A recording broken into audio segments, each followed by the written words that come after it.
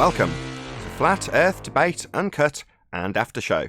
I'm your host Nathan Oakley, and if you are new to this channel, or you've not done so already, then be sure to subscribe, hit the bell notification icon and join button if you'd like to become a Nathan Oakley 1980 channel member and keep up to date with the Flat Earth debate. If you would like to support the channel, there is a super chat that runs alongside each of these shows while they premiere, and there's also a PayPal, Patreon and crypto link in the info box below the video. Speaking of Patreon, I'm going to do a quick shout out to all of you who do support me on Patreon, so a massive shout out of thanks and appreciation to Guns of Navarone, RMP, Troy Shuker, Bose Nail, Joseph Pizarro, Samson, Maris, Mobile Max 777, Neo the One, Lost Cat FE, Rob W, Open Minded, Reese Pound, Del West Watson, Mike, Muted, Dick Earth Skeptic, NA Literalist, Maria Neelands, Unbelievable Productions, Blue Ridge Ranger, Rob H, The Real Gabster, Windrider, Liam Nedrick, Abraham Mohammed, Dave Rakia Gafford, Naibai, Adrian Quintana, Skeptic936, Life is Short, Fireball X, TheFlatEarthChannel.com, Texas Mike, Edwin Johnson, Kirsten Smith, Alexander Main, and David Wayne Foster. So another massive thank you to all of you for supporting me on Patreon. I'm going to raise the mic on Google and Discord so you can enjoy their conversation while I set up for today's live show.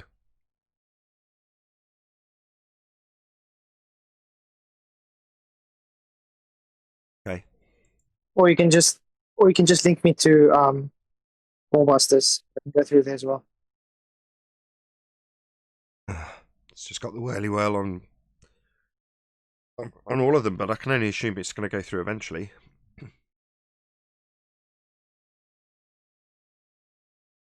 Maybe it's still doing updates. Maybe that's why it's so slow. Maybe. Well, it's gone through, at least in one room, so I can only assume the rest will follow shortly. We can only hope, right? Skype issues. What are you going to do?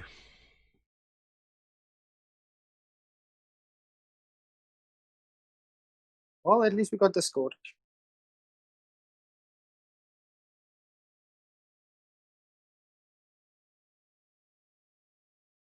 Yeah, we've got Discord. That's all functioning fine. It could be all the banning that's going on in our country. It's affecting you guys over there. I won't say anymore. I knew I'd get a little rise out of you. Was that the intention, was it? To get a sign grown out of me? Yeah, because I know you wouldn't really want to talk about it. Yeah, I don't know anything about it, and I'd like to keep it that way, ideally. Don't care. No chance of me getting in any trouble for messing with whatever magic trick's going on at the moment, if I don't even know about it. Now, you might say, oh, well, it's just silly, you're just being ignorant. Well, yeah. Ignorance is bliss.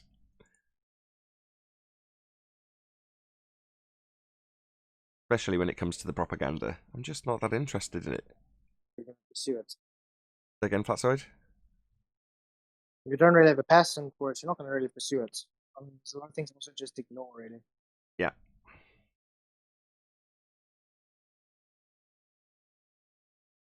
It's like, why waste your time on something that's just you just don't worry about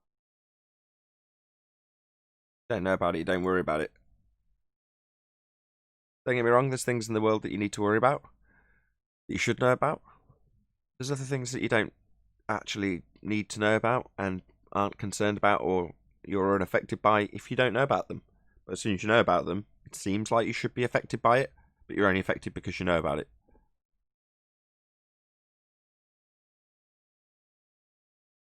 It's the way of being the knower.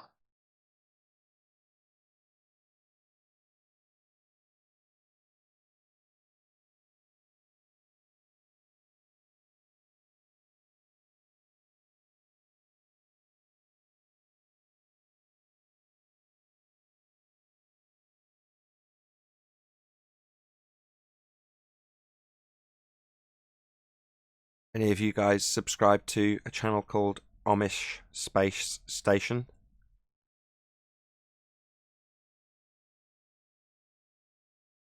Never heard of it. He's a fan of the show, so I've watched through a few of his videos, and he covers a lot of the subjects we cover. in the same way we cover them.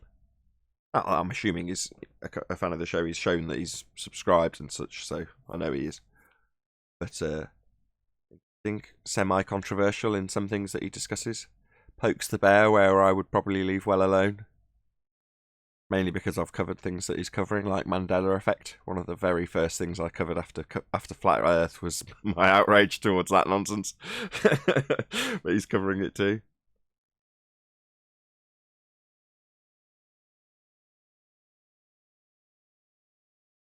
Check it out. Again? I'll check it out sometime. Yeah, I think, you want something that's similar but new, if you know what I mean. Familiar but new. Yeah, just takes from another angle. Yeah. But I mention him because, he's covering things in a way that isn't objectionable. Well, at least to me, I'm sure it is the people he's criticising. At various points he's been critical of me, actually, I've got to admit that. But by the same token, he's, when he covered the double slit in a video I watched recently, and you're like, yeah, you've got the premise down, you know what you're talking about.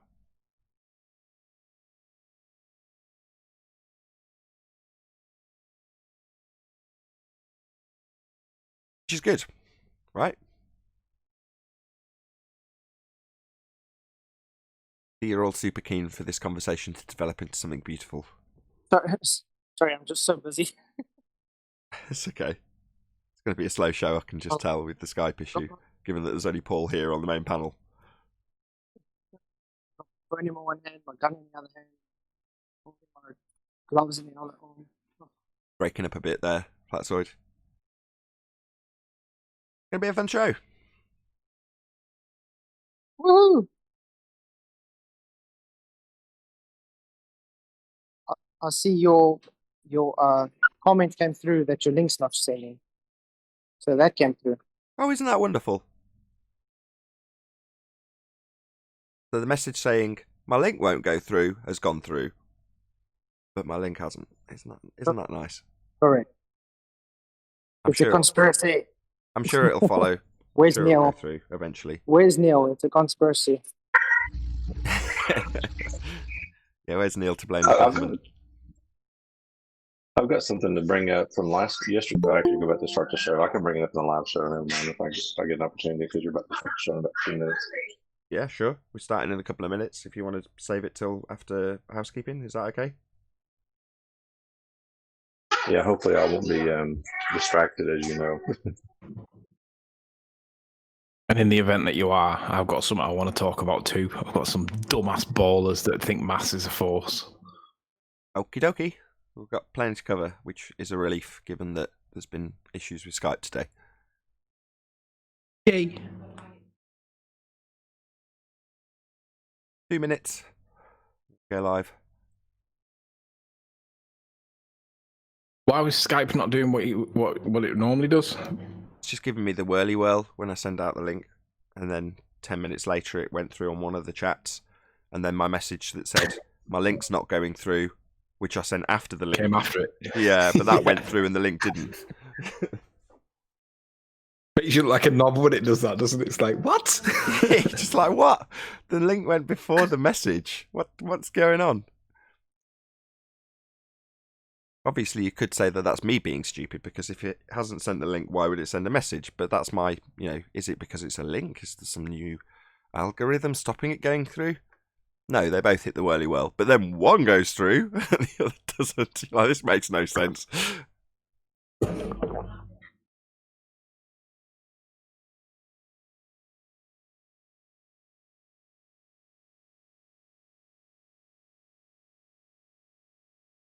Right, we're all ready to rock and roll, as I've got several seconds Ready. to kill. Ready.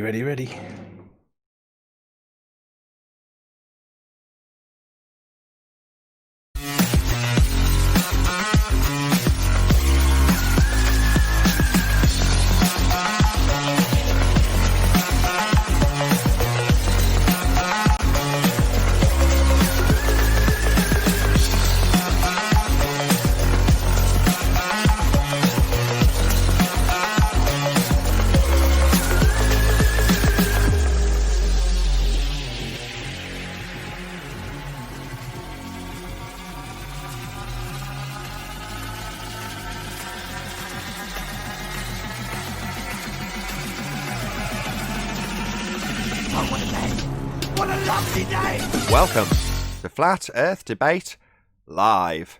I'm your host, Nathan Oakley, and if you are new to this channel, or you've not done so already, then be sure to subscribe, hit the bell notification icon, and join button if you'd like to become a Nathan Oakley 1980 channel member and keep up to date with the Flat Earth Debate.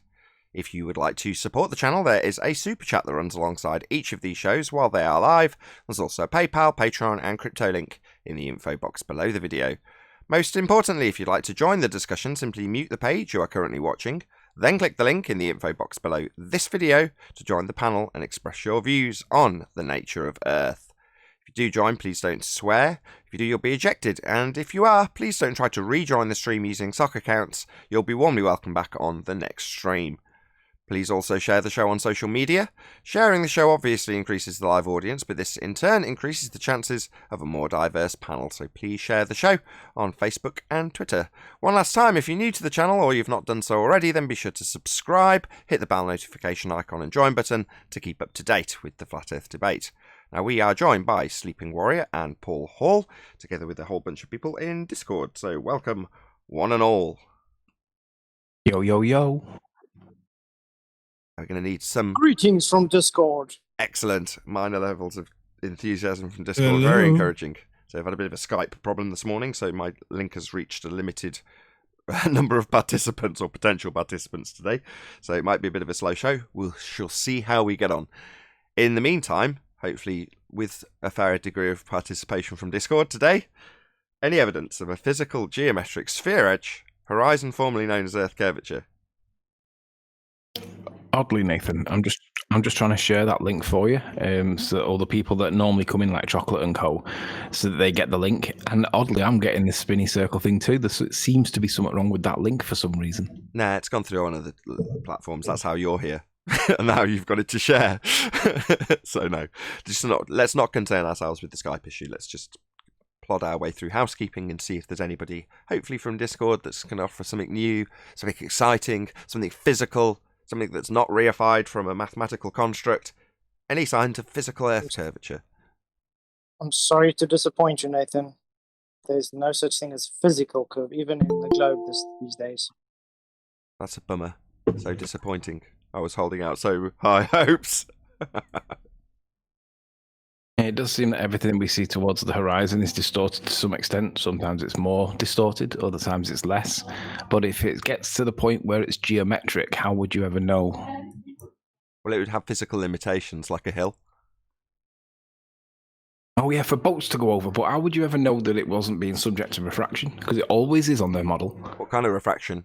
R-based refraction, we've debunked that because you need a physical geometric sphere edge that you can draw a straight line to derive their R value to imply that you can move the horizon with an R value that took the horizon to be physical, i.e. not movable, to derive it.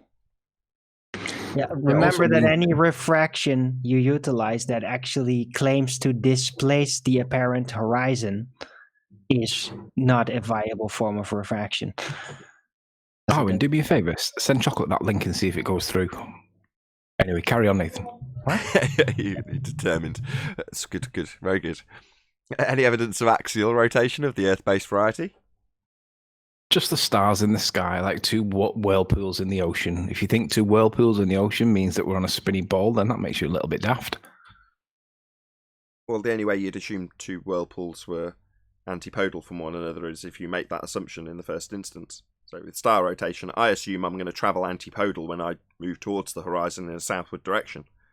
Therefore, because I've assumed that I'm going to be antipodal when I arrive at my location in the south, I'm antipodal by assumption. That proves I'm antipodal. That's what they've got to do. Yeah, there's just two whirlpools in the sky. Like Werner von Braun's headstone says that for the heavens declare the glory of God, the firmament showeth his handiwork. I think that's quite interesting, given that he was the head of NASA. Why would you put a biblical phrase on your headstone?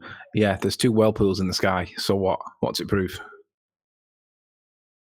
Right, nothing unless you affirm the consequent and beg the question. If Earth a sphere, then star rotations. There you go. Star rotations, therefore Earth a sphere. But why can't Think we'll stars get just that now. move on their own? They can. That's what you observe. Don't get the Yes, antipodal reality. bit. That's merely the assumption they make. It's like they want them to be linked, but not linked at the same time. Well, it's linked by assumption. I assume I'm travelling to the bottom of a ball.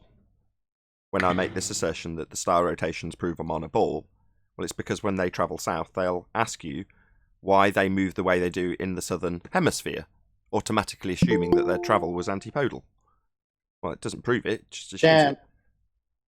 I must be squint because I'm sure the sun is rising in the same direction. Because then it would be, the sun would be rising the other way. Even the moon. Any more on axial rotation and hello chocolate?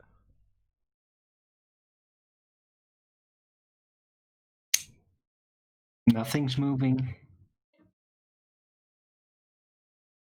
we get a hello from chocolate? Clearly not. Maybe he's on the International Space Good morning, Station. guys. Good morning. Delay. Yo. Hey, chocolate. He's got the ISS delay going on. Yeah. Calm check with chocolate saying.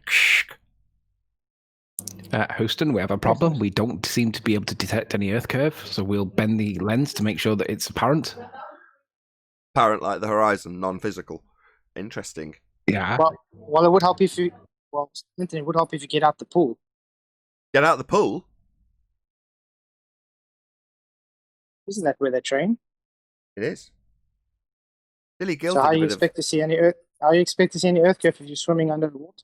Well, Dilly Gill's recently postulated that they have the edge of the pool as the edge of the Earth that's going to have a projection on the top of the pool. Now, this is a very old technique that he's describing that has apparently been used elsewhere, but I was completely unfamiliar. I mean, I'm aware of rear projection technology in terms of cinematography, but I wasn't aware of, rear projection on the top of a pool. That's pretty out there, right? But that's what he described. Check it out. I think it's his most recent video. Dilly Gill, Dillylygll. So check it out. I'd like to get some people's opinions on it, just because it's a technology that certainly isn't familiar to me beyond the projection itself. But, wrapping his head around it when he showed the orientation, you're like, yeah, I can see how that could be it.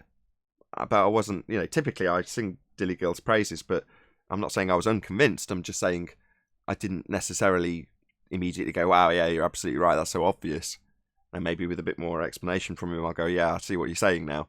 And don't get me wrong, he did a good enough job of explaining it. It's not that he didn't detail it well enough. Sometimes you do have to hear things a few times and have them shown in various different ways for it to actually click.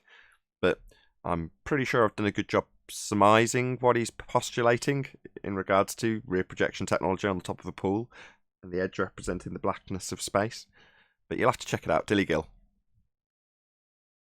Any evidence of the distance to the sun?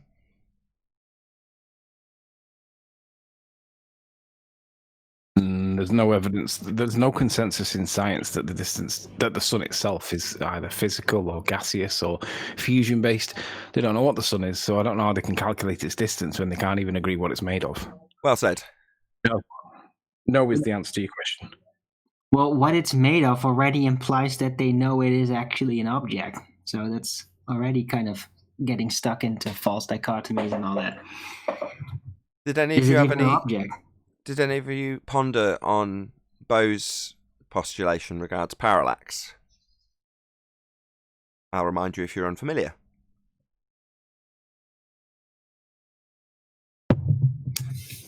No? Nope. Go on then. Well, given I Remind us. don't know if you were all going to say, yeah, I think it's absolutely awesome.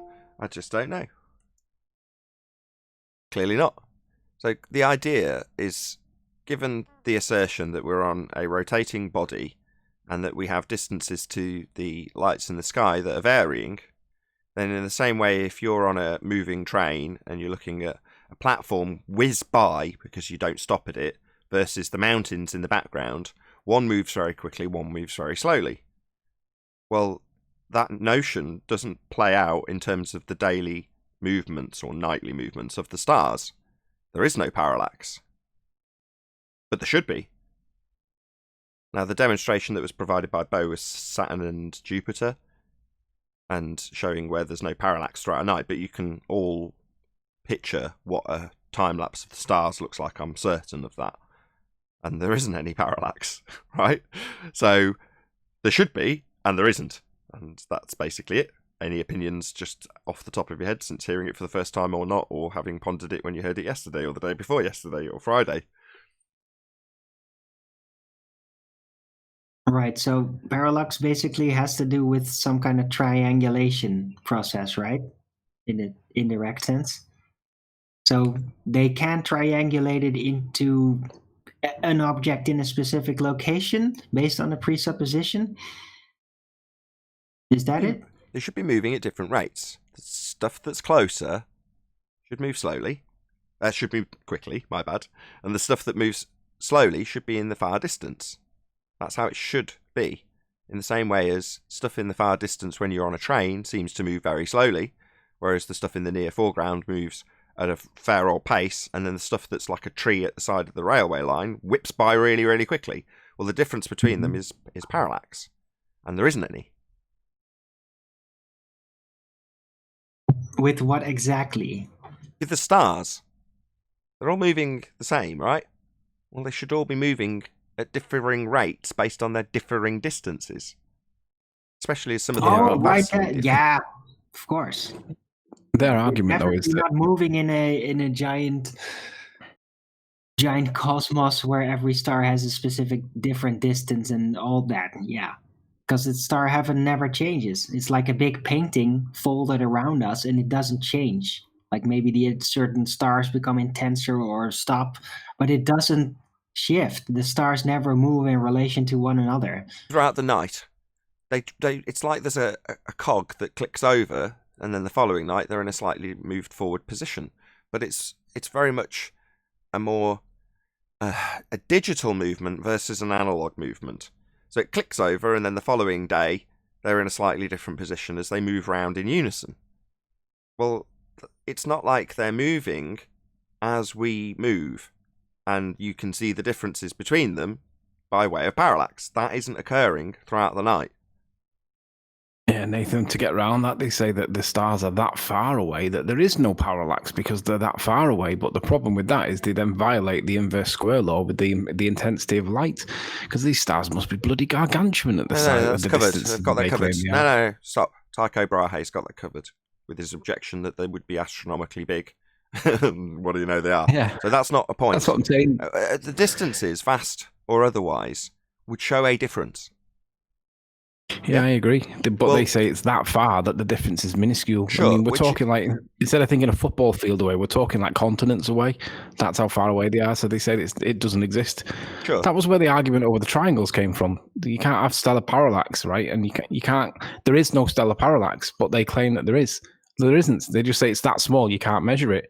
Well, in the case of... How do you know it's there then? Well, because in the case of Bo's example, he used those two wandering stars, otherwise known as planets, in the heliocentric system, and said, well, based on their claimed distances to them, there would be a noticeable, obvious parallax with them in close proximity as they whiz on by as we're claimed to turn underneath them. Well, there isn't any. You know, that was his example. Now, what I didn't understand is, I said to him, well, why not just that versus anything else in the sky that's considered much further away in their model? And he did give me an explanation, but I didn't fully understand why. And he's like, well, no, in our local system, these are a significantly differing distance. They would show a massive amount more parallax, therefore a better example. Now, I was like, well, to me, in my mind, it's like, well, a star that's much further away than a claimed to be planet in our solar system would show more parallax throughout the night than something that's closer. But fair enough, that was his example, and it's him that's, far be it for me to challenge him on it if I don't fully understand it, which I don't. His example with Jupiter and Saturn, as opposed to just the general concept that there should be some stellar parallax, and there isn't. Correct. Anything more on this distance to the sun or parallax? I do think it would be a lot more interesting if we could get, like, we see the star trails night after night, right? But I think it would be so cool to see how they move, how they get to that position night after night, like during the day. If we could somehow still get the star trails during the day, I think it would be so cool to see how that works out. But I don't think, if it matches what we see in the night, it's not like on a Swiss watch where the hand moves in a linear fashion. Yeah? It's like always going to move between point A and point B, and you can see the motion happening. It's not like that. It's like the following night it ticks over, and then you see the result of that, but you don't see the process in between because it doesn't have this flowing motion. In fact, quite the contrary, it all flows together. You're not seeing a gradual change throughout the night of what we will end up with the following night. That isn't happening. Right. That's what I'm saying would be so cool to see, that the gradual change, that ticking over that you're calling it. That's what I would love to see. Like, how does that happen? Sure. Based on the heliocentric model, it should be exactly that. You should see it slowly progress as the night slowly progresses in terms of the distances changing and the motions changing, but it doesn't. Right. I think we've had enough of this question for now. And what heliocentric model, by the way? Yeah, just a model at the end of the day. Exactly. Moving on. Any evidence that you can have? A model that they can't predict, can't show. Yeah. Well, models are just models, right? How are you supposed to show a model in physicality? You can't. You have to reify it, which is exactly what they do. Next question. Indeedy. Any scientific evidence of gravity? No, they can't even define it. If we'd have defined it yesterday with that guy before we started talking to him, that conversation would have lasted 2 minutes and it'd have been a quick, tidy show. Yeah, right. In your dreams. Wishful thinking, my friend. It would have been. Because we'd have just demonstrated that he didn't even know the definition, therefore how could he know it exists? It didn't matter. He was appealing to authority in the first instance. So we knew and established that he didn't know what gravity even was, but it didn't stop him continually appealing to authority. It has to be from now. We need a rule in future that every time a blurther talks about gravity, we ask for a definition first. It has to be the first question. Well, now they're spewing to me always. It's natural law. Gravity is natural law, so you don't have to prove it. Oh, right. Well, No. Hold up. Natural. Rumpa said we made up natural laws. No, natural laws describe something that occurs always. So if it's occurring always and you've got a description of it, yeah, you can call it a natural law. Just a description but of the a phenomenon. problem is, though, You got to have a the problem is phenomenon. that I know that we have a problem, though, because if they're going to now claim that gravity is a natural law, A, they're redefining science and therefore disposing of Einstein, which is a bit of a problem. I'd like to see you present something to, what is it they always say, nature, and see how that goes. But secondly, if they're going to do that, that also means that I've got a claim on the table where I demonstrate the manipulation of something that caused an object to accelerate. So therefore, it wouldn't be a natural law, would it? It's something that is testable by science. It is repeatable. It is verifiable. So that would negate the argument that it's a natural law because it's demonstrable. Oops. Anybody on Discord want to claim gravity so we can see how well Anthony gets on by just merely challenging you to define it? Rems has. He's on Discord. Go ahead. Anybody just say, yeah, of course gravity's real. That's all we need. And then Rems, you there? I guess he's not talking now. The other day, me and him were talking with another guy called Puppy, and they said gravity is their container. That they also answer the next question too.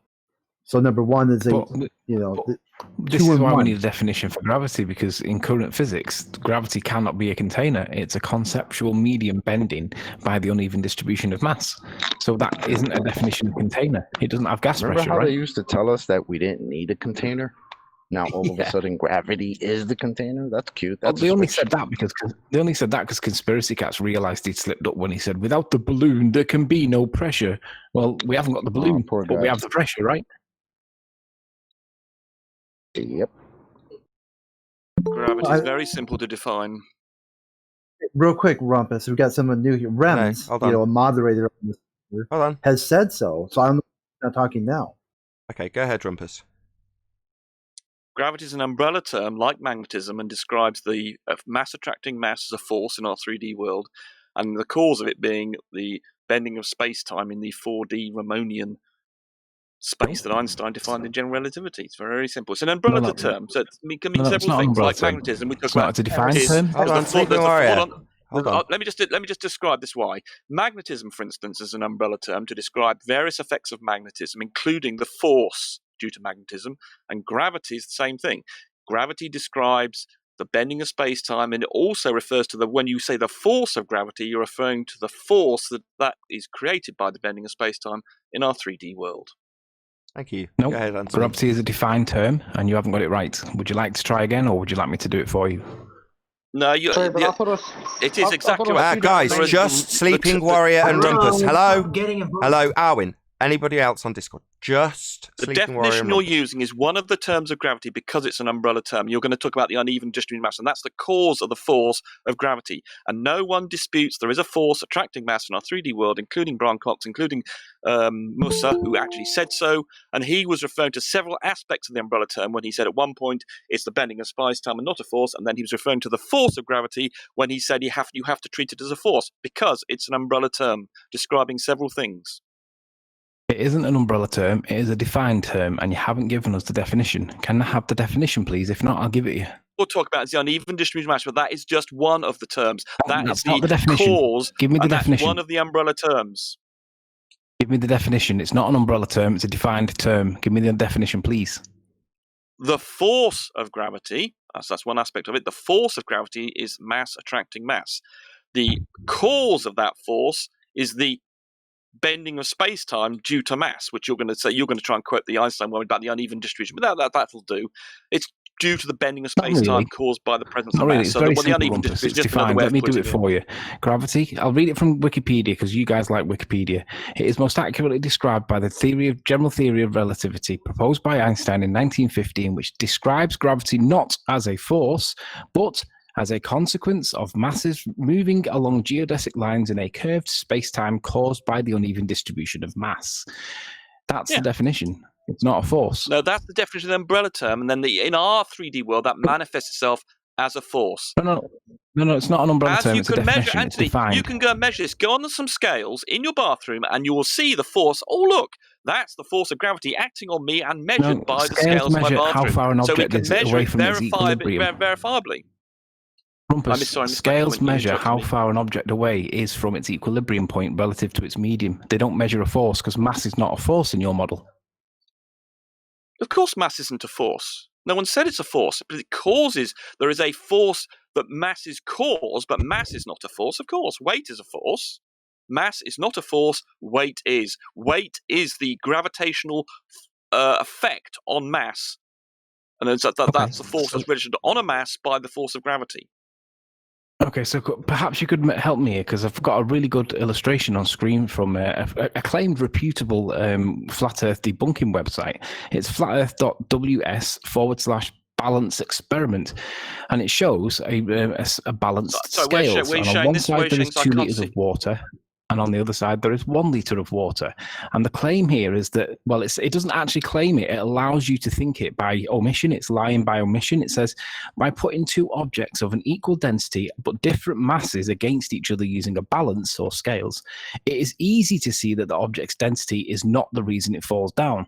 So can you tell me, Rumpus, what is the reason that the 2 liter pail of water falls? Where are you showing this? Where are you showing this? I mean, I'm trusting that Nathan's presenting it. Yeah, of course I am. Well, I wasn't. I'm looking on. Oh, you can't present it on Discord. Oh, God, right. So it's on the watch page, Rumpus. I'm sure you're the author of this document anyway. You should be familiar with it. It's very well artistically made. Okay. It looks like okay. it's I've now got it on. I've now got it on screen. Okay, what is it? Okay, so this thing doesn't tell you what causes it. It lets you think it, so that it's not actually overtly lying to you, but it's allowing you to think this by omission. It says, by putting 2 objects of an equal density and different masses against each other using a scale or a balance, it is easy to see that the object's density is not the reason it falls down. Now, bearing in mind that mass is not a force, what is the explanation for this in your model? Well, mass attracts mass. It causes a force. Mass is the cause of a force. That doesn't mean it's the same as the force, but it causes a force.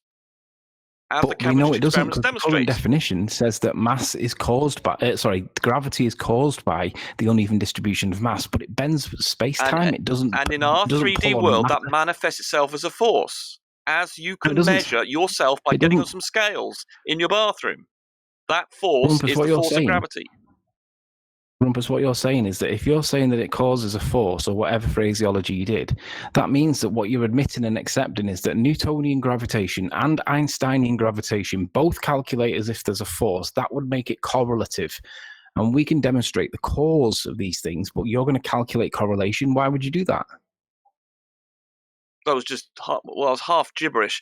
The Einstein's let me do it again. field. No, let me do it again, Rumpus. It's not half gibberish. Let me do it again. If you're going to accept that Newtonian gravitation and Einsteinian gravitation both calculate the same phenomena, that means that you're using correlative maths to make a prediction, and that by definition is there's correlation. No such thing as correlative maths. But we don't want correlation. We want causation. And we know we can cause things to move with mass. So explain this then. You make the inference that's causation, but all experiments just show correlation. They give you a graph of the independent variable and the dependent variable, and then you can say, oh, look, do they or do they not correlate? And if you decide that you've eliminated all the other confounding variables, you say, well, the only thing that it can be is the independent variable, although you can't say it could also be invisible green fairies doing it. But if you're prepared to eliminate the existence of green fairies and other such things, and say the only things that can be causing are the things that we in our experiment, we've eliminated all the other possible causes, then we say, okay, we'll go with it.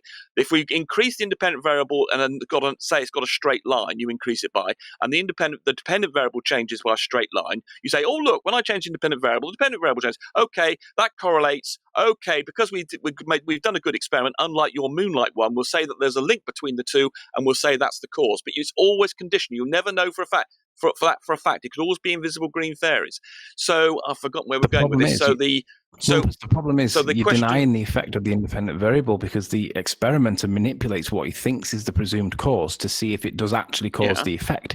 But if he manipulates it and then it does cause the effect, then by definition within scientific method that is the cause. But that also means that the thing that you're inferring instead cannot be the cause, because that takes it outside of scientific method into pseudoscience, and we know what pseudo means. You don't know what you're talking about. This is why you and Nathan don't understand the scientific method. No science says that is definitely the cause. All you can say is that in your experiment, you've got a correlation, and then you infer. You say, well, I've done a really good experiment, unlike your moonlight one, where you found that, in fact, you had a confounding variable. You had two things affecting the independent and dependent variable. So you say that I've done a really good experiment. I've tried to eliminate the visible green fairy possible causes. So we'll go with it. We'll say provisionally, all science is provisional. We'll say that provisionally, when I change the independent variable in my experiment, I've got to change the dependent variable. I'm going to assume that's the cause. I might be wrong. It's always provisional. All scientific experiments are provisional. But we'll go with it at the moment until someone else comes up with another experiment to show that, in fact, my independent variable was not the cause. It was affecting something else which was cause, just like in your density experiment, because if you're trying to measure, it's gravity that causes those effects, but you can affect it with a confounding variable. So it's always provisional in an experiment. You never say in science that is definitely the cause. You say it's provisionally the cause as an inference from the correlation you get between the graph of your independent and dependent variables.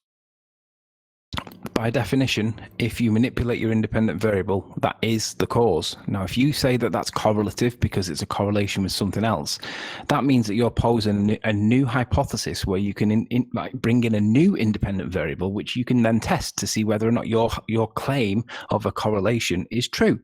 So let's go back to the definition or the application of your science that you think is happening with regards to the scales or this balance thing. Can you explain to me, based on what you've just said, what is the cause of the 2 liters bottle, the 2 liter pail of water relative to the 1 liter pail of water, given that mass is not a force? I think I've been muted. Have I? I think what you did was you said, I think I've been muted through his entire question. I did, yes. Yes, shut the fuck up! Well, stop muting! Shut up! You stupid little man! The fact that you cannot listen to a single word your opponent says by saying, "Am I been muted?" 50,000 times demonstrates that you are pathetic. Stop muting me, you... I'll do what I like! He's in the middle of addressing something to you, and you cannot shut up! They behave what they like when they can. They're little hecklers. You're a little heckler, Bye-bye, you, get lost, you stupid little twat. No, you're not going to say, "Have I been muted 50,000 times," so you don't have to listen to what he's put into you. It's absolutely pathetic. Let me answer for him, given that he's now been kicked. Rumpus tells everybody that mass is not a force. It is not. It is just a scalar. It has no direction and no magnitude. Yet this article tells you or allows you to think that mass is the reason why these objects are out of balance. Well, mass can't allow these objects to be out of balance because it doesn't act on matter, according to Rumpus. It's just a scalar. So mass is not the reason for why this is out of whack. But I know what the reason is. Let me postulate this to Arwin. I know that he's not seen anything prior, but I know that he'll know the answer. Arwin, are you listening? Yeah, he's probably gone the shop. He's disappeared. It's always the way when you want somebody in good timing to react to something right in the moment. They vanish. It's because he knows that this is going to go on for a while, isn't it? So he's gone to make a coffee or something. You've not got any excuses here, because that is precisely what you would do. I mean, I lean on you to be there at the right moment. You've vanished and there's just dead air. We always do it. You know, when Rumpus comes in, that's the way it is. All right, so let me present it to you this way then.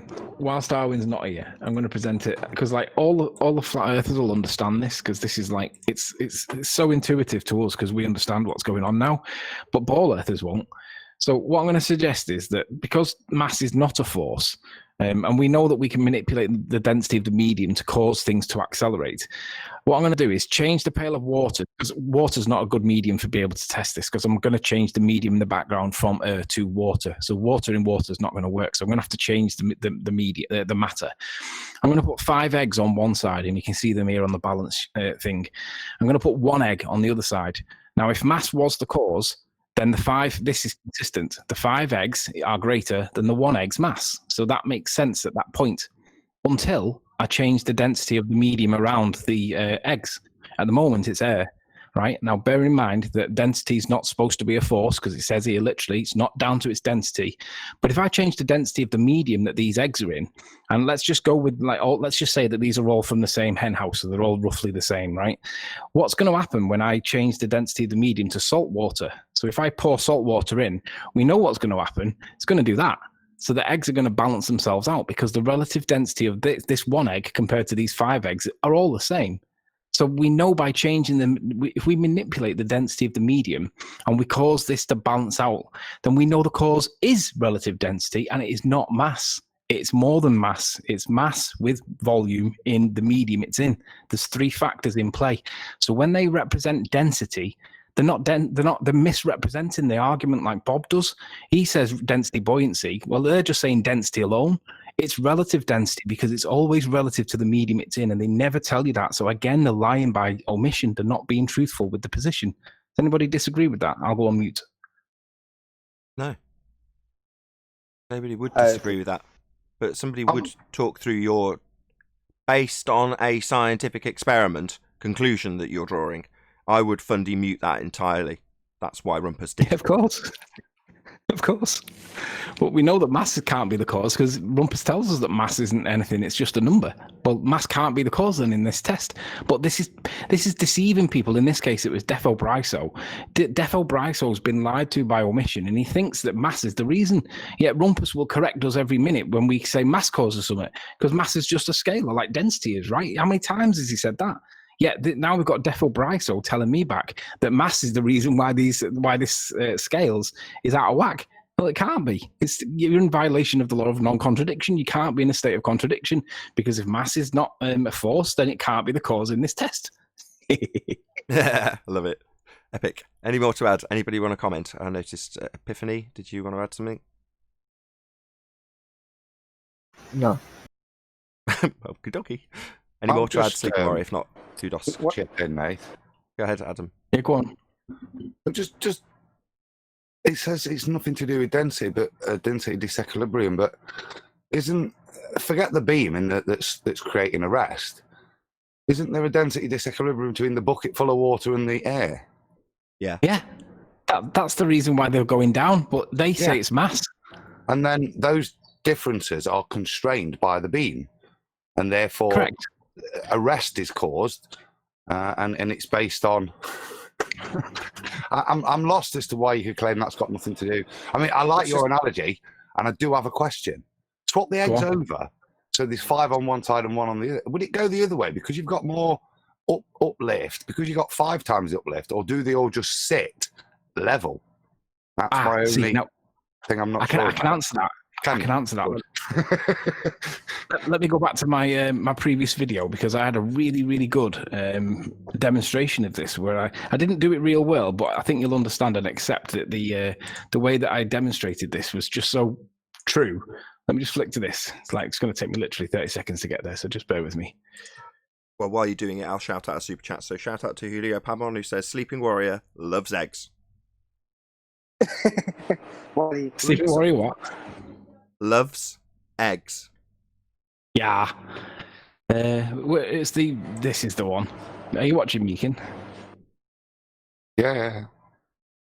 So in this video, I needed something I could move. So I got Bob's face and I used it as an egg because it was better than an egg because it was all about Bob. So what I did was I shrunk Bob down as if he's an egg. I put him into the medium, and you can visualize what would happen if you applied a force up to let go of it and then let go of it, or down to let go of it. It would return back to its normal position. But that relative mass, as long as the relative position is the same in terms of the egg, it could be 1 egg or 10 eggs. The relative density is the same for the 10 eggs. They're all going to sit there like these, where is it? Or the beads, see these beads? All these beads would represent 10 eggs in a line.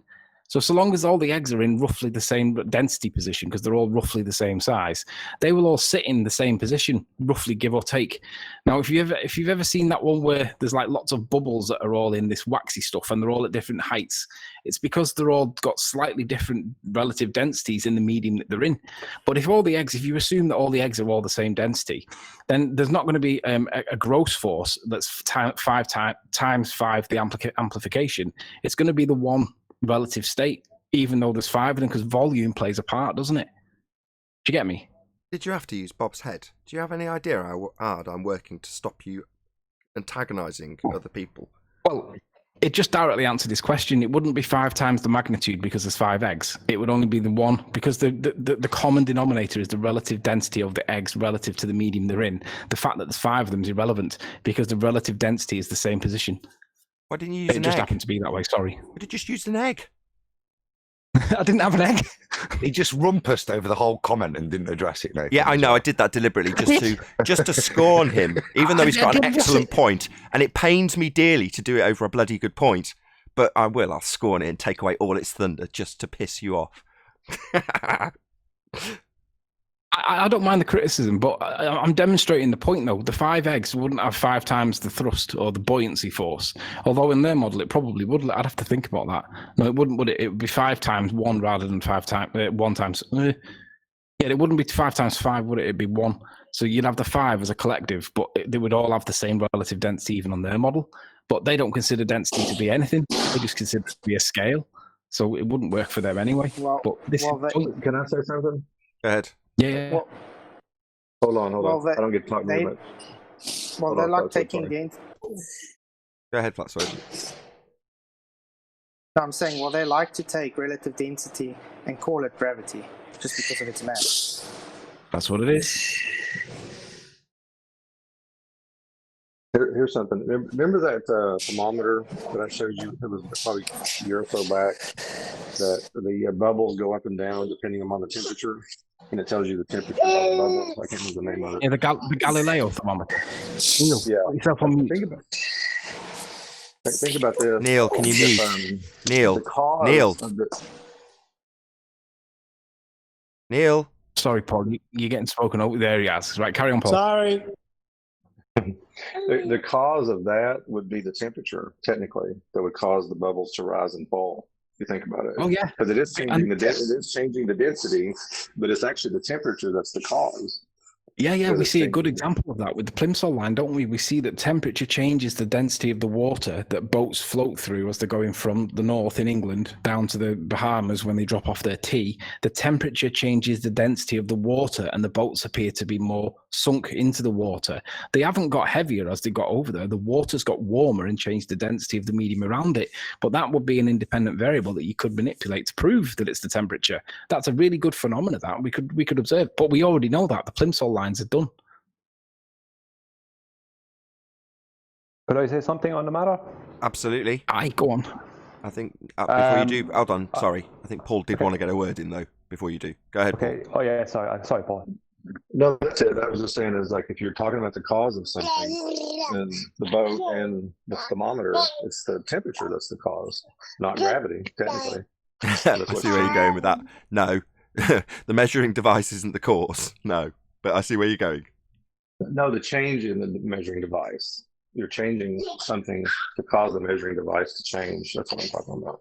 Just like the boat.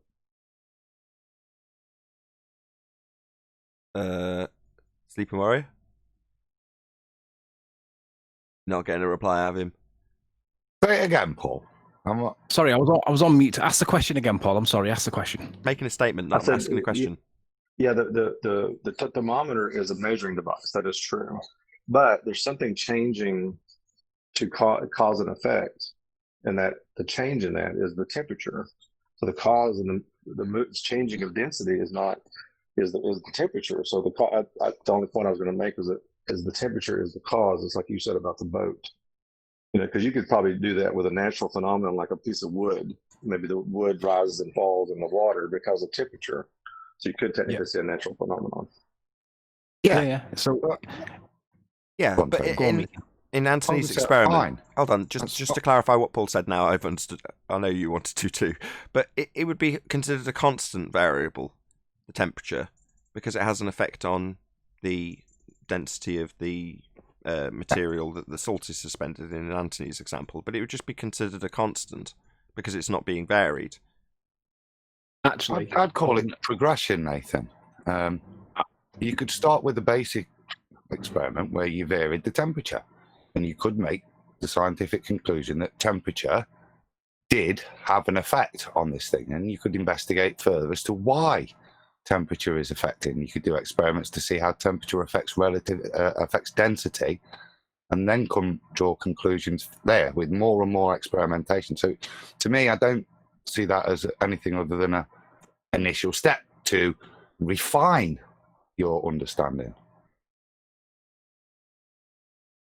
Oh, I was just going to say to, unfortunately, before you do, the logo over it. Hold on. Sorry, Anthony, can you hear me? Hello? Just before you do, Brian wanted to add one more point just before you get onto this. I've got you presented when he's finished. No, I'll leave Anthony go ahead. I'll speak after. I was going to speak on the whole thing with Rumpus there. So I'll speak after Anthony. No worries. Okay, that's fine if it's colour commentary about the situation. Do you want to represent your screen, Anthony? Sorry.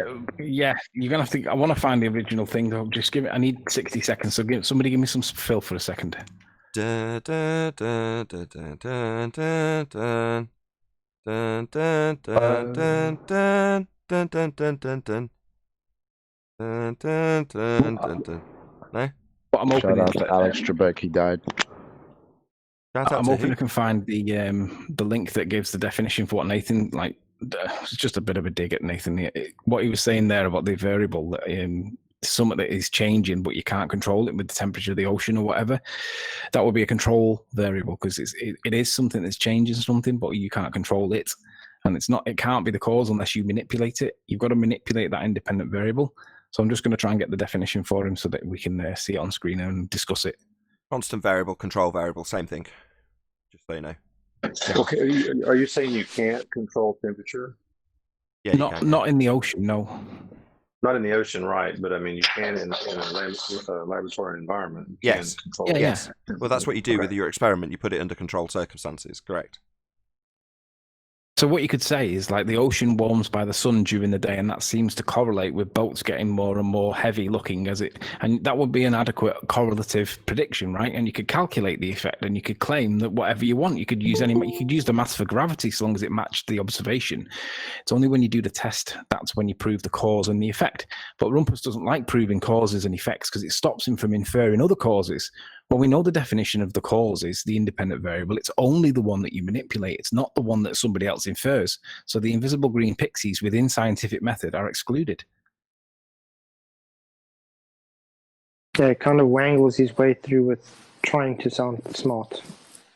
Okay, right. If there's no more evidentiary or anything else based commentary on this, Brian, did you want to make your point? And then we might move on with housekeeping. Yeah, there was two things I wanted to say concerning Rumpus. The first thing is going to be kind of an obvious thing concerning what I would have said to him when he was there. The second thing I want to ask you to tell me why I'm asking it.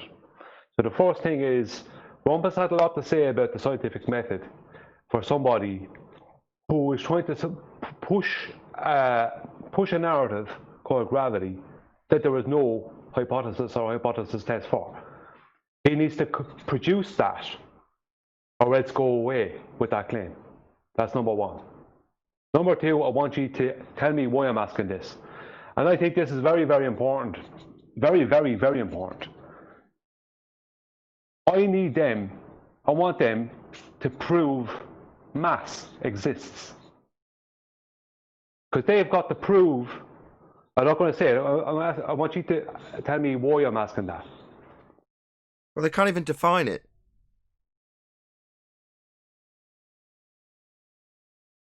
Yeah, but why is it important that they prove it exists? Why are you asking that, Brian?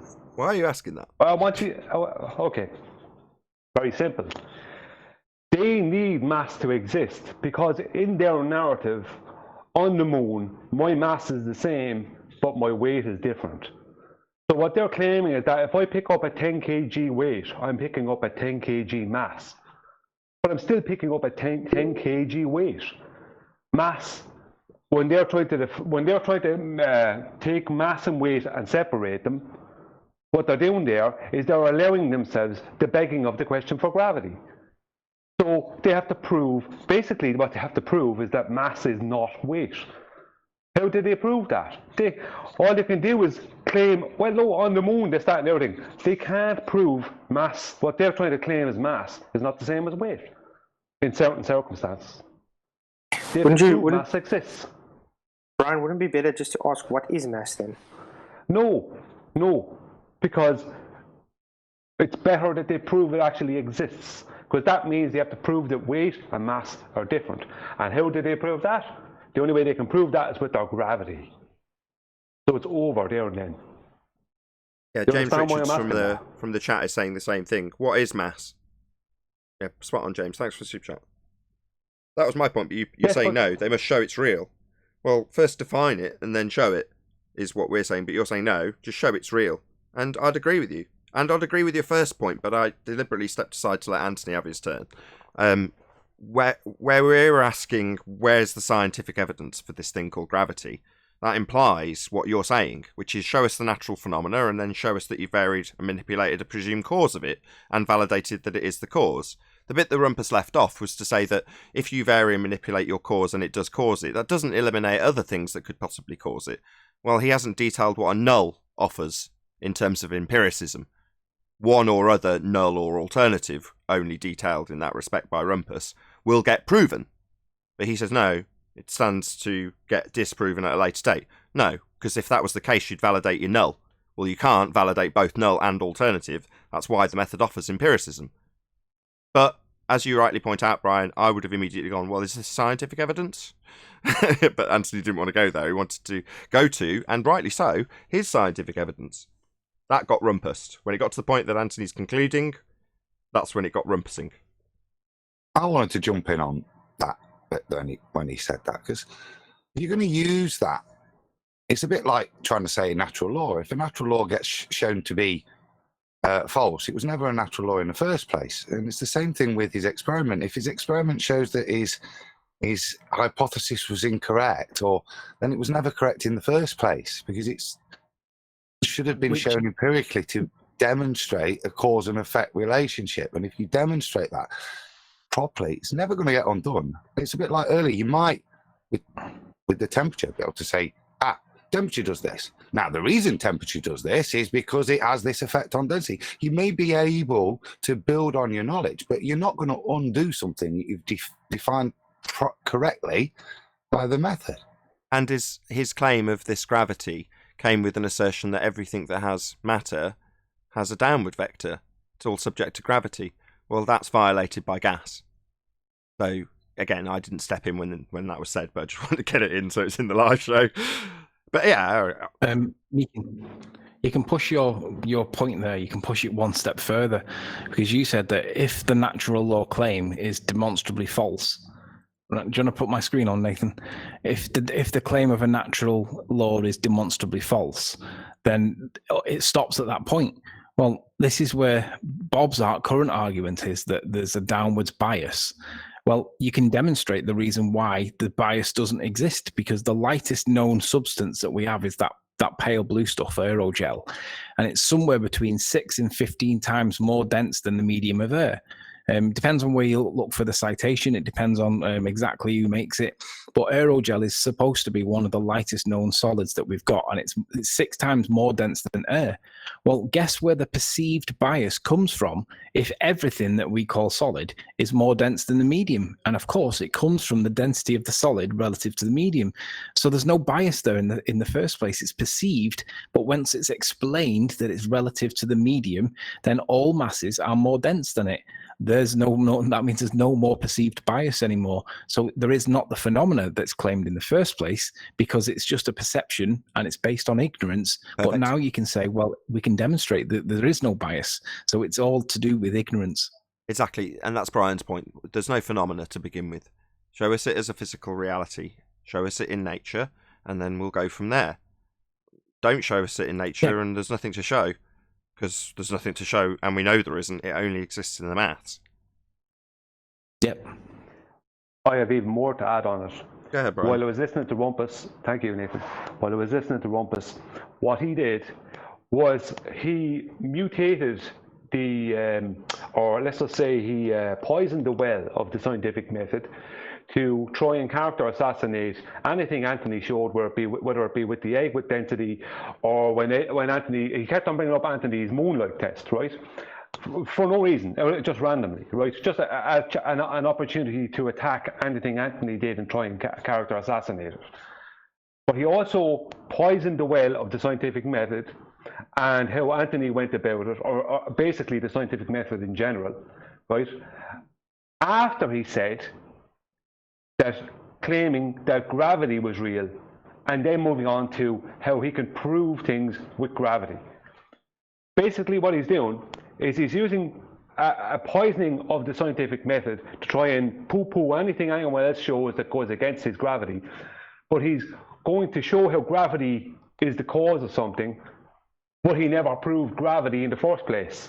So if gravity never went through the scientific method, and yet he's suddenly proving things with it. Right? Has this dumbass ever done an experiment? Yeah, no, he never did. And what he also did, and what he was also at as well, was, I'm have to start losing my train of thought. I'll have to come back to it. But sorry, I just lost my train of thought there. Well, while you pick up your train of thought, Brian, I'll read out James Richards' super chat. I'll slightly paraphrase what he's put. So, gravity doesn't meet any of the standards of the scientific method. You cannot observe it, vary it, or manipulate it, nor isolate it or control it. If somebody denies that, tell them to demonstrate any of them. Absolutely spot on, with a mild bit of modification from me, James Richard. My apologies. I shouldn't really be modifying super chats. But there we go. I'm going to do it anyway, just so it makes contextual sense. Anyway, thank you very much for the super chat, James Richards. Hopefully I've bought Brian enough time to gain his train of thought. And in the absence that he hasn't yet, let me just defend Rumpus a little bit. Rumpus was correct to criticise my moonlight test, because I used the thermal imaging camera to detect moonlight and its effect on a shadow. And somebody said, go and do it when there's no moon in the sky and you'll get the same effect. And I was like, how can that be when there's no bloody moon? Anyway, when I went up and did it on a moonless night, I did get the same effect. So his criticism is correct, but the reason why he's correct is because I failed to manipulate the presumed cause. I didn't manipulate the moonlight to prove that it was correlative only. So I was observing something, and I made based on the results, I made the logical conclusion that it was caused by the moon. And then when someone said, go and do it on a moonless night, and I realized that I got the same results, I realized that, yeah, it's because I didn't manipulate it to prove that it was the cause. I just correlated, which is the exact fault that the ball earthers do all the time. So on the one hand, he criticizes me correctly, but on the other hand, he doesn't apply it against himself. And they correlate everything. They correlate all the gravitational test things. They measure everything, but they never manipulate the cause to prove the cause and effect relationship, because little green pixies could do it instead, he thinks. Or in this case, they haven't even got an effect. Yeah. the effect exists only in maths, the conceptual medium of space-time bending. I noticed how he also left off the word pseudo, just called it Romanian space. Left out And pseudo. Did you notice as well when I asked him, why is it that... Did you notice as well when I asked him why is it that if he calculates the effect with Newtonian or Einsteinian that makes it correlation? Now, given that I've just said that my moon test was correlative because it did look that it was being caused by, so I did correlate it at the time wrongly, yet he won't accept that when he calculates it using two different sets of maths, that makes it by definition correlative. He doesn't accept it when it's applied against him, but he's quick to point it out when it applies against me. Difference is I can accept it, he won't accept it. Chris Berry says from the chat, or from a super chat, I asked a chef if he knew what gravity was, and he said yes. Reached onto the shelf, grabbed a spice, and said, it's space-time. Ba-ding. Space-time. Space-time. Thanks for the super chat, Chris. Really appreciate your support. We rattle through the last few housekeeping questions while we're still live. Yeah, go on. Any evidence of any single viable hypothesis from any of the fields of astronomy, cosmology, or astrophysics? Well, this actually just comes back to what Brian's point was for Rumpus. Yeah, if you want. Go, Flasher, go! No, I said this just comes back to what Brian's question was for Rumpus. If you want to prove it's science, you would be able to give a hypothesis. You'd be able to experiment. Perfect. Any evidence that you can have gas pressure without the necessary antecedent of a container to press upon? Well, why do when they want to claim to weigh gas or measure gas, they need containment? This gas expands in all directions to fill the availability of volume.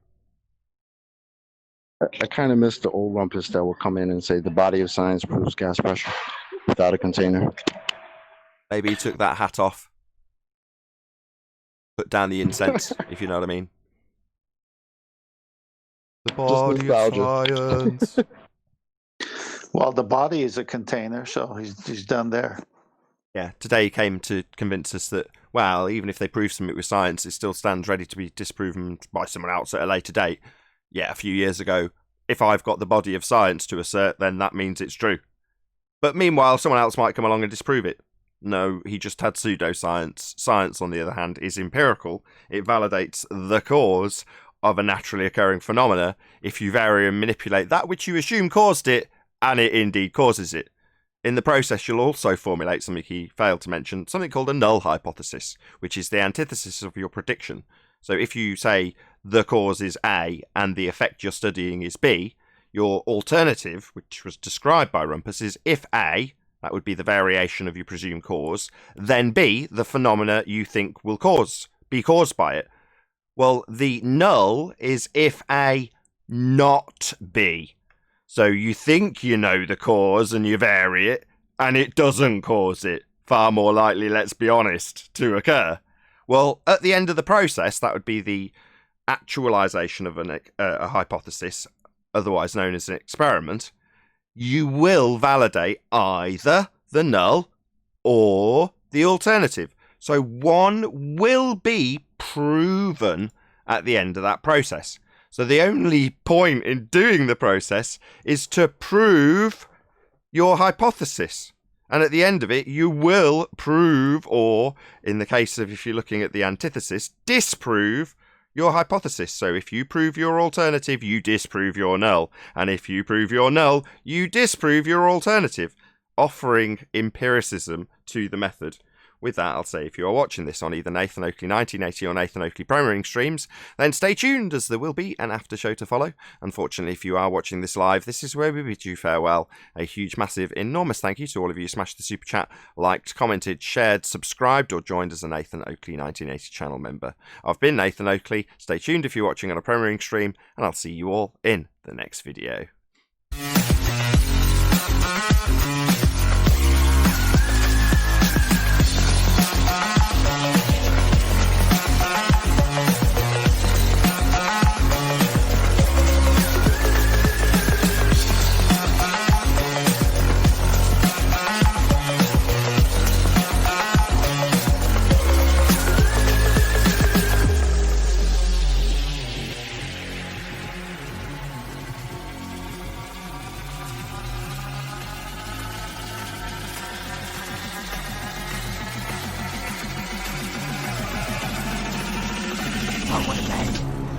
fucking name!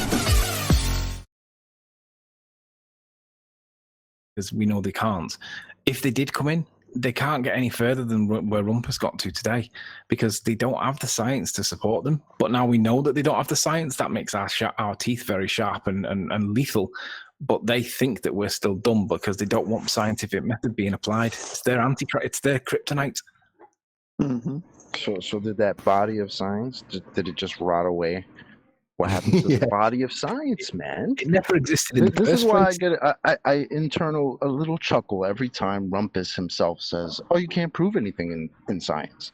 Yeah, because 2-3 years ago you were coming in every day with, "Oh, the body of science proves gas pressure. The body of science proves radius. The body of science proves molten iron core. The body of science proves everything." Right, Rumpus? 2021, science doesn't prove anything. Thanks, Rumpus. Yeah, according to Rumpus, the scientific method is just a load of correlation.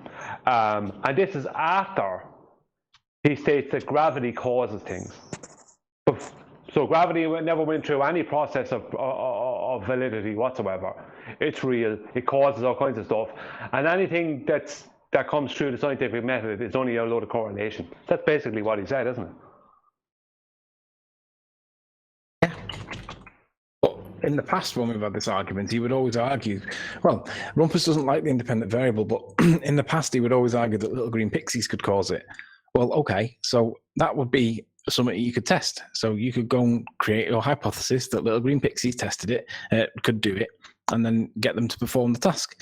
And if they fail to do it, then your little green pixies that you thought existed that might be able to cause it didn't cause the thing that you thought it would be.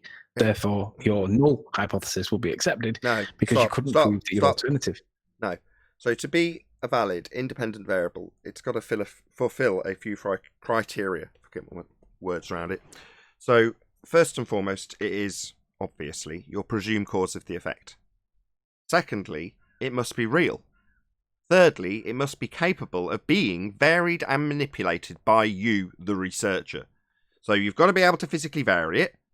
So it's like all well and good saying, well, my presumed cause is the moon. Well, can you vary the moon? Well, I'll wait till the next night. No. You're going to actually have to vary it if it's your cause, not just wait for it to vary itself.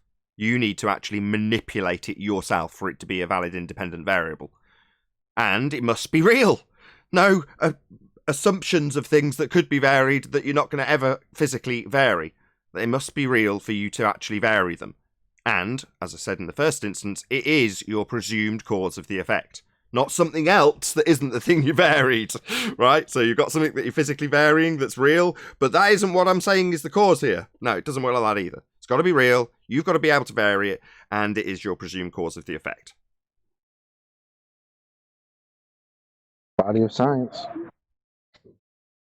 No, that's a reification policy. The science doesn't have a body, it's a method.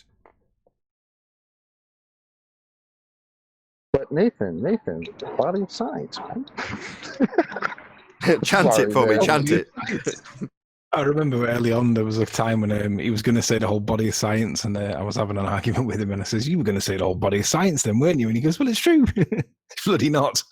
Well, today they just say it's consensus of science, scientific consensus instead of body of science. That's the greatest part that I got him to renege on that fact himself. He came in one day and said science doesn't prove anything, and I said, "Rumpus, wait a minute. You used to come in every day and said the body of science proves things." And he said, "No, I didn't use the word prove. I didn't say that. And then Nathan called him straight away, like, "Yeah, bro, we've got you on tape plenty of time saying body of science proves this, body of science proves that." So, way to go. It only proves things if it helps the globe. It's worthy of a rap, right? It's worthy of a rap because it's so repetitive in itself. So somebody needs to take the things that they chant at us. Gravity's a force, gravity's a force, gravity's a force, gravity's a force. You want me to pull it out? YouTube has a video with compilation of those, with Rumpus saying body of science proves this, body of science proves that. Want me to pull it out? Sure, yeah. But I'm saying there's so many different things that when they're defeated in an argument, they'll just start at the beginning and re-chant what they've said already. It happened yesterday. You know, it doesn't matter how much you point out that you're going around in the exact same circle, fulfilling the exact same motions. You know, they just keep chanting And then after that, they say, no, I never said that. If you catch them in a contradiction, sometimes they'll point out that they didn't say it only 20 seconds ago. That's correct also. But my point is that it's so repetitive. When you get to that stage, there's so many things like the body of science, which is a nice, obvious example, where they'll chant it. They'll say it over and over and over and over and over again. Well, as a backdrop to a rap that's got lyrics about that fact happening, I'm sure I can think of plenty of raps where they've got a certain repetitive theme to the lyrics underneath an actual rap. I'm just saying. The best example of a repetitive theme is when George W. Bush was talking about terrorism all after 9/11. How many times did you hear that word terrorism but didn't know about it before then? Yeah, no one cares anymore because it's not in the news, right? Other things are out to scare them at the moment. Yeah. I like Gravity. I like to use that as an example over Christmas. When people were telling me I should be scared of something. So, I should be scared of this, really? It doesn't matter what was in the news. It only matters what is in the news now, because that is what people want to echo, because they want to be actual in the moment. And in the moment is a code of conduct where it doesn't matter what the hell reality is, only that you follow what is said. I couldn't agree more. I listened to your show and words today. I was too preoccupied doing other things to type a chat comment. But yeah, so Arwin today made a very, very important point in terms of how you will be, or why you will be, potentially removed from certain platforms. Obviously, that's in the media at the moment. And what Arwin was pointing out was that, and I'm going to paraphrase what you said, Arwin, just to what I would say, what you said as, which is to say, don't mess with the magic trick while the magic trick's being performed, right? Now, it doesn't matter if outside the theatre, metaphorically speaking, you tell the guy who's walking out of the door with you that it was a magic trick and how the magic trick worked. It doesn't matter on your way out of the theatre.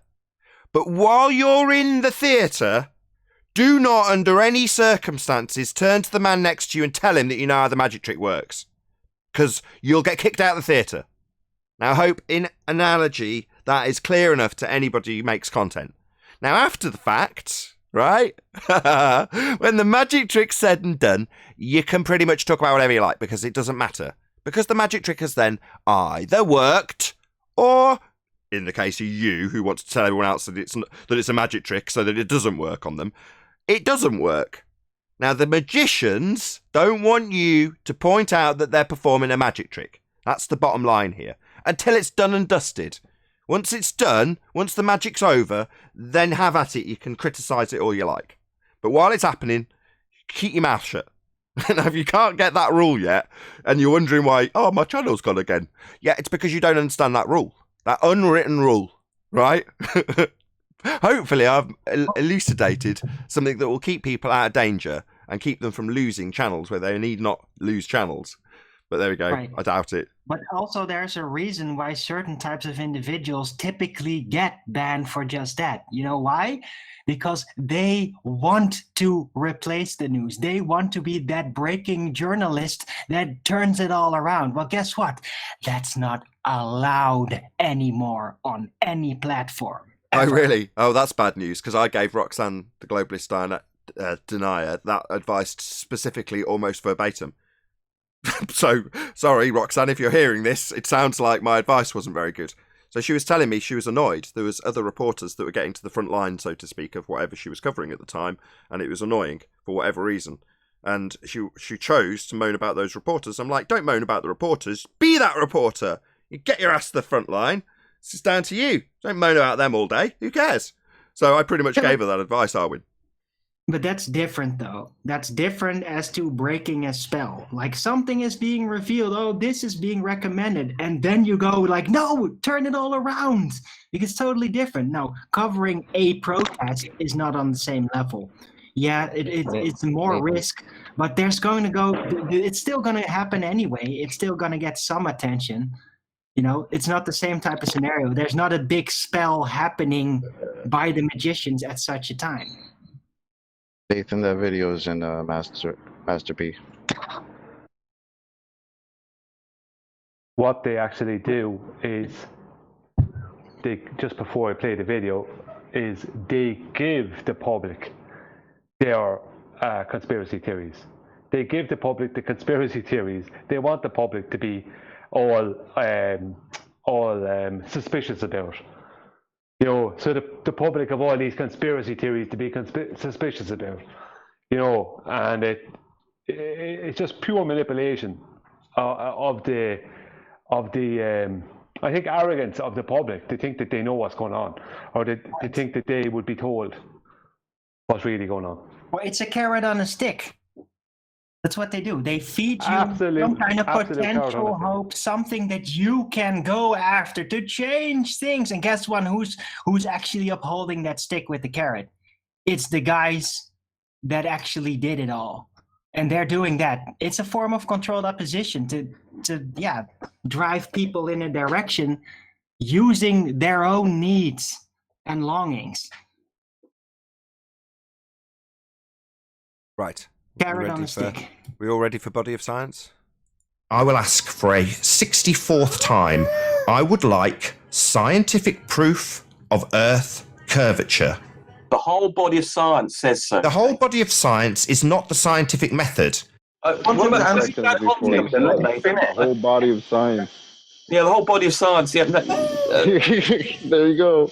That's right. The whole body of science says. You sound like a Christian saying the body of Christ. That's what they would say, Rumpus. Do you realise that? You sound like a fundamentalist. Do you realise that? That's what they would do. The body of science compels you. The body of science compels you. I've got a lot of admiration for people who actually confess to the fact that they've got a belief. Good for you.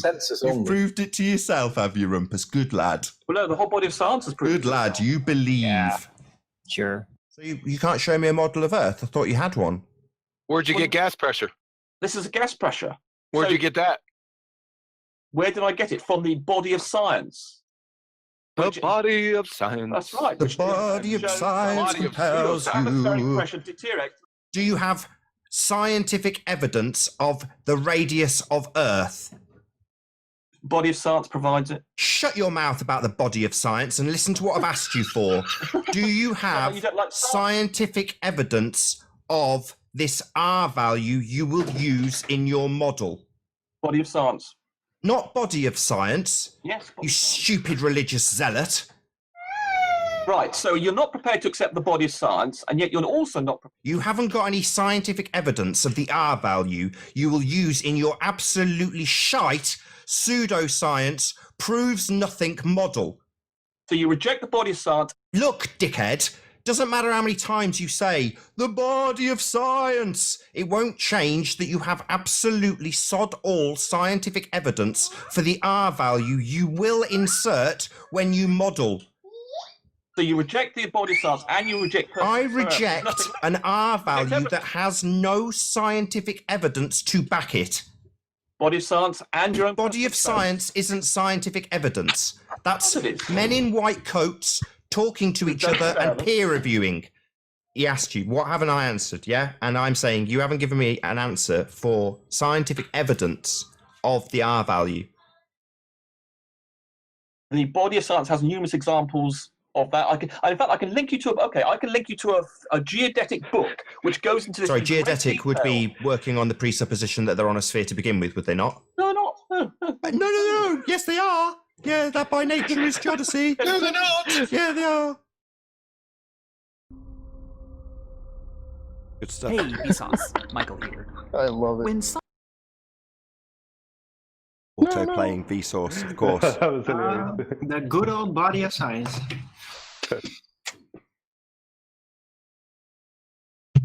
I miss those days. I don't say, oh, in the good old days there, eh? See how I used to just roll off his tongue? Like, how do you have gas pressure? Well, the body of science. Yeah, the body of science is spherical. Is Anthony still there? The body of science is spherical. Like a bloated balloon full of hot air and nonsense, barely holding together. So yeah, the body of science is spherical. Pretty sure the body of science provides evidence for the little green pixies, doesn't it?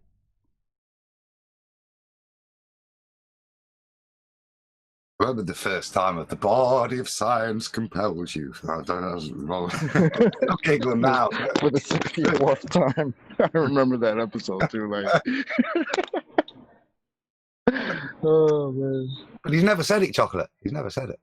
That was good stuff. He never said it. Yeah, he only said it about 100 times. What's good about that clip that Chocolate just shared is it shows all the audience that listen to this full show, that if they weren't aware of who Rumpus was, if they were new, just how false he is. That Anthony said earlier can be more or less thrown away because there's proof that he's a complete and utter compulsive liar.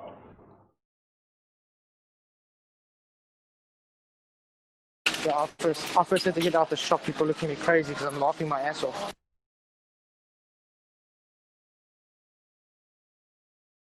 Well, I think the good thing about playing that clip every once in a while is to show people, you know, who are just getting into this, like, the story's changed, man. These same clowns who are coming here today telling us science doesn't prove things were telling us 2-3 years ago the body of science proves everything. So what's changed? Because our stance hasn't changed, but theirs has. Now they've become the very science deniers they used to call us. Isn't that cute? Want to answer that? I know it was rhetorical, but what has changed, Chocolate, just so the question doesn't get left lingering? What? The fact that they used to say that they had science for all their claims of the globe and told us that we were science deniers. And then all we've had to do is ask them, okay, well, show us your science. And after 2-3 years of show us your science, now we've reached the point where science doesn't prove things. Exactly. So what changed was it went from them saying the body of science proves insert claim that has no evidence here, to us saying, okay, give us your science. That's what changed. Suddenly they relinquished all claims of the body of science, giving them every little proof that they needed for a just so story that they'd made up. Indeed. Just ask them for science if they say they got science, and watch them crumble when they don't. With that, I'm going to say a huge, massive, enormous thank you to both Discord and G Plus panels for making today's after show possible. And of course, a massive thank you to all of you in either Nathan Oakley 1980 or Nathan Oakley Premiering streams for hopefully smashing the super chat, liking, commenting, sharing, subscribing, and all that good stuff. Be sure to check out nathanoakley.com and the Flat Earth Debate Forum to keep up to date with the community debate. I've been Nathan Oakley, and I'll see you all in the next video.